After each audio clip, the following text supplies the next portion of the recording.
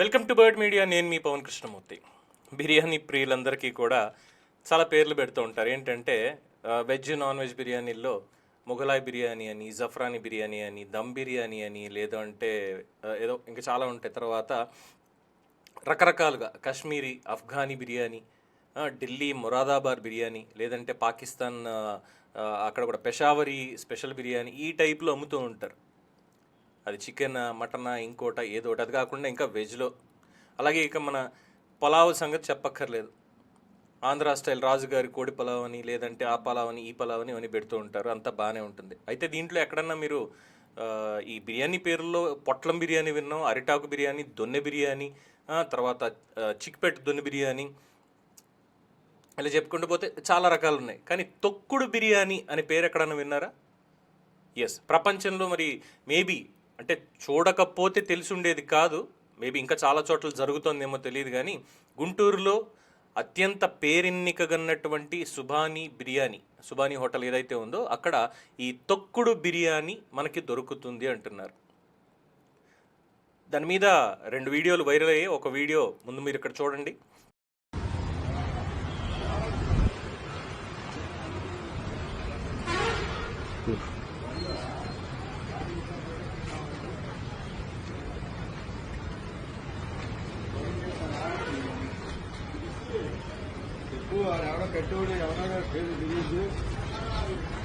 చూసారుగా, అక్కడ తొక్కుతున్నటువంటిది, కాళ్లతో తొక్కుతున్నటువంటిది ఏంటో తెలుసా?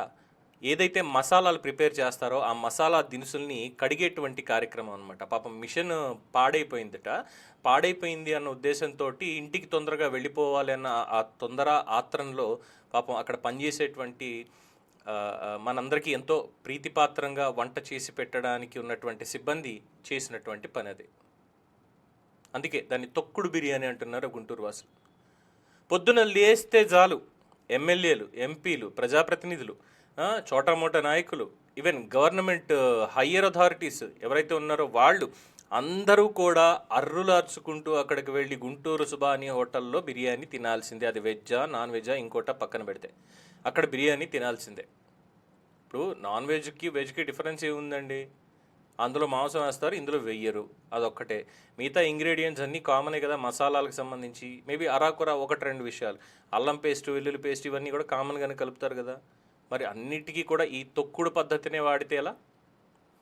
ఇటీవల చూస్తున్న హైదరాబాద్లో అడల్ట్రేషన్కి నంబర్ 1 ప్లేస్గా మారిపోయింది. ఎందుకంటే హెచ్ఫాస్ట్ టీం వాళ్ళు ప్రతిరోజు ఏదో ఒక చోట పొద్దున్న సాయంత్రం 2-3 సంఘటనలు బయట పెడుతున్నారు. ఎక్కడెక్కడ కల్తీ ఫుడ్లు చేస్తున్నారు, ఎక్కడ అడల్ట్రేషన్ జరుగుతోంది, ఎక్కడ నాసిరకంగా ఉంది, ఎక్కడ కుళ్ళిపోయినటువంటి పదార్థాలు సైతం ఇలా పెడుతున్నారు అని చెప్పి ప్రతిరోజు వస్తున్నాయి. ఆంధ్రప్రదేశ్లో తక్కువ వినడం ఈ కల్తీకి సంబంధించినటువంటి అంశం. ఇలా ఫుడ్ అడల్ట్రేషన్ జరుగుతోంది, ఇక్కడ ఇలా కలుపుతున్నారు, ఇలా పెడుతున్నారు అనేది వార్తల్లో పెద్దగా కనిపించట్లేదు. మొన్న మధ్యన కనిపించింది శ్మశానంలో ఏవైతే కట్టెలు సగం కాలిపోయినవి, అలాగే పాడె మోసిన తర్వాత పక్కన పడేస్తారు చూసారా, ఆ కట్టెలు, ఇవన్నీ కూడా తీసుకెళ్ళి ఆ హోటల్ బిర్యానీలో వాడేటువంటి సందర్భం ఏదో చెప్పారు. 2 హోటల్స్కి సంబంధించి ఉన్నాయి, అందులో ఎదురుబుదురుగానే ఉంటాయి, వాళ్ళు చేసేటువంటి పని ఇది అని చెప్పి అదే సామాజిక వర్గానికి చెందినటువంటి సోదరుడు బయట పెట్టారు. బుద్ధి జ్ఞానం ఉండాలి కదా, తిండి పెట్టే వాళ్ళకి ఇలాంటి దాంతో మీరు చేస్తారు. అక్కడి నుంచి తీసుకురావడం నేను చూశాను, ఏంటిది మీరు చేసేటువంటి పని అని చెప్పి ప్రశ్నిస్తే నోరు ముంచేద్దాం చూశారు. ఒక హోటల్ అయితే మొత్తానికి మూతపడింది ఆ రోజు. ఇప్పుడు అదే తరుణంలో ఇక్కడ చూస్తే ఈ తొక్కుడు బిర్యానీ అనమాట, తొక్కుడు మసాలాల బిర్యానీ అని చెప్పి ఆ కాళ్ళు కడుక్కున్నాడా, కడుక్కోలేదా, ఎక్కడెక్కడ తిరిగాడు, ఏం చేశాడు ఏమీ తెలియదు. అక్కడ తినేవాళ్ళకి ఇవేం కనిపించవు. పొరపాటున ఆ వీడియో కనుక బయటికి రాకపోయి ఉంటే పరిస్థితి ఏంటి? సరే, దాని మీద సుబానీ హోటల్ ఓనర్ ఎక్స్ప్లెనేషన్ ఇచ్చారు. ఆ వీడియో ఒకసారి చూద్దామా అండి. గుంటూరు ప్రజలకు ఆ రోజు మా దగ్గర అల్లం మిషన్ ఉందండి. ఆ రోజు సంథింగ్ రిపేర్ వచ్చి ఆగిపోయింది. ఆగిపోవడం వల్ల వర్కర్కి తెలియక అతను ఇంటికి వెళ్ళే ఆతృతతో అది అతను లటలటని అట్లా కడిగేశాడు. అది నాకు తెలిసి వచ్చి అల్లాన్ని కూడా నేను పడేశాను. అది మళ్ళీ ఫ్రెష్గా వేయించుకున్నాను నేను. నా మిషన్లో మోటార్ రిపేర్ చేయించి మళ్ళీ ఫ్రెష్గా చేయించి మళ్ళీ నా మెటీరియల్ నేను చేసుకున్నానండి. అది వర్కర్ చేసిన తప్పిదం. ఎవడో దారిని పోయేవాడు సరదాగా తీసుకున్న వీడియో అది మా పొరపాటు, అది మాది తప్పే. అది అలా చేయడం వల్ల అతను ఏం చేస్తున్నాడు అనేది బయటికి తెలిసే పరిస్థితి ఉండదు. సో ఆయన చెప్తున్నటువంటి దాని ప్రకారం ఏంటంటే ఇంటికి వెళ్ళిపోవాలి అనే తొందరలో మిషన్ పాడైంది అని చెప్పి అలా తొక్కుతూ చేసేట. అది తెలిసిన వెంటనే అదంతా కూడా పారబోసి మళ్ళీ ఫ్రెష్ స్టాక్ తెప్పించి ఫ్రెష్గానే చేసి పెట్టారట. అంటే ఒకవేళ దొరక్కపోయి ఉంటే, ఆ వీడియో తీయకపోయి ఉంటే అప్పుడు కూడా ఇదే చెప్పేవాళ్ళ. అనుమానం ఉంది అన్నాం అనుకోండి, రోజు వెళ్ళి మాకెందుకో ఇది మీరు చేతులతోటి ప్రాపర్గా ఈ ప్రికాషన్స్ తీసుకొని సేఫ్టీ స్టాండర్డ్స్ యూజ్ చేసి మీరు చేయలేదు, మాకు అనుమానంగా ఉంది అంటే ప్లేట్లో అప్పటిదాకా వడ్డించినటువంటి బిర్యానీని చెత్తకుప్పలో పడేసి ఎదురుకుండానే సార్ మీ ముందే వండి పెడతాను అని చెప్పామని చెప్తారా? చెప్పరుగా. దొరక్కపోతే ఒకలాగా, దొరికితే ఒకలాగా. ఇదే ఉంది పరిస్థితి. సో ఎక్కడికి వెళ్ళినా సరే ఇలాంటి పద్ధతులు మాత్రం చాలా కామన్ అయిపోతున్నాయి. కనిపించేవి కొన్ని మాత్రమే, కనిపించనివి ఎన్నెన్నో ఉన్నాయి. గుంటూరు సుబాని హోటల్కి చాలా ఫేమస్ ఉంది.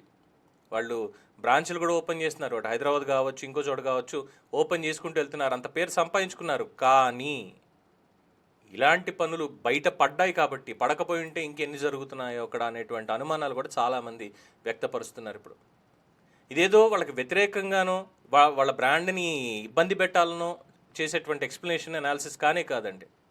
బికాజ్ ఎవరైనా సరే సేఫ్టీ స్టాండర్డ్స్ ఫసాయి ఏదైతే ఉందో దాని రూల్స్ అండ్ రెగ్యులేషన్స్ పాటించి తీరాల్సిందే. ఫుడ్ సేఫ్టీ అధికారులు ఎందుకని చెప్పి ఎంక్వైరీలు చేసుకోవట్లేదు ఏపీ వ్యాప్తంగా ఎక్కడ కూడా?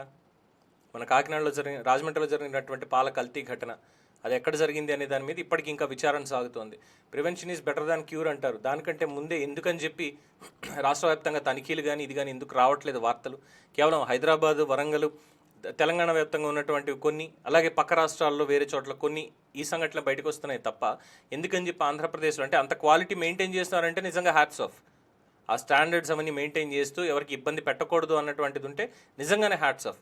కానీ కక్కుర్తిపడి కాసులకి లోబడి అధికారులు కానీ, లేదులే మనోళ్ళే పర్లేదు ఏదోటి మెల్లగా మేనేజ్ చేసేసుకోవచ్చు అనుకునే హోటల్ ఓనర్స్ కానీ ఇలాంటి తప్పుడు ప్రాక్టీసెస్ చేస్తూ ఉన్నారంటే కర్మ ఏదో ఒక రోజు రిటర్న్ అవుతుంది. No doubt in that. ప్రజల ప్రాణాలతోటి చెలగాటాలాడద్దు. ముఖ్యంగా అన్నం పరబ్రహ్మ స్వరూపం అంటాం, అన్నదానం మహాదానం అంటాం. అక్కడేం దానం చేయట్లా, డబ్బులు ఇచ్చే తింటున్నారు. కానీ చేసేటువంటి పద్ధతి ఎవరే 10 మందికి చక్కగా వండి పెట్టాలి, మనం వాళ్ళ కడుపు నిండా వాళ్ళకి నచ్చినటువంటిది వండి పెట్టాలి అన్నటువంటి అది ఉండాలి. కానీ ఇష్టం వచ్చినట్టు కాళ్ళతో తొక్కుతాం, బురదలో కడుగుతాం, ఇలాంటి పనులు చేస్తే జనం హర్షించడమే కాదు, ఆ భగవంతుడు కూడా హర్షించడు. దీని మీద మీ అభిప్రాయం తెలియచేయండి. చూస్తూనే ఉండండి ది బర్డ్.